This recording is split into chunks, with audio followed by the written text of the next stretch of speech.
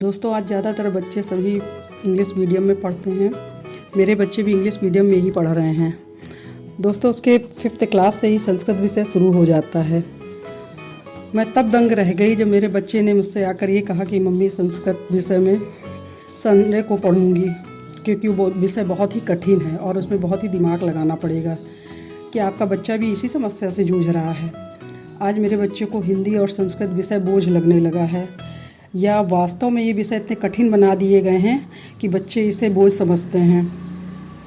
मेरी समझ से दोस्तों ऐसा बिल्कुल भी नहीं है, क्योंकि हमने स्वयं अपने मन में धारणा बना ली है कि हमें हिंदी और संस्कृत तो पढ़ना ही नहीं है, बस इतना पढ़ लें कि पास हो जाएं। ख़ास तौर पर संस्कृत विषय किसी तरह से पीछा छूटे।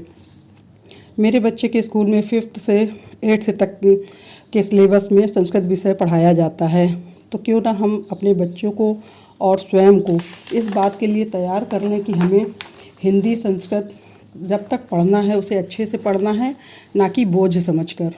हम कितना ही इंग्लिश को पढ़ लें समझ लें, लेकिन हमारी मातृभाषा हिंदी थी, हिंदी है और हिंदी ही रहेगी, क्योंकि हमारे देश में आज भी हिंदी को पढ़ने वाले, बोलने वाले और समझने वालों की संख्या सबसे ज़्यादा है।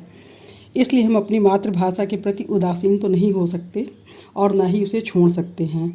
समय को देखते हुए हम इंग्लिश माध्यम को महत्व तो देंगे, आगे भी बढ़ेंगे, लेकिन अपनी हिंदी भाषा और मूल विषय संस्कृत को सम्मान के साथ पढ़कर और समझकर। धन्यवाद दोस्तों। अगर ये वीडियो आपको मेरा पसंद आया हो तो आप कमेंट बॉक्स में हाँ या ना लिख करके जवाब ज़रूर दें।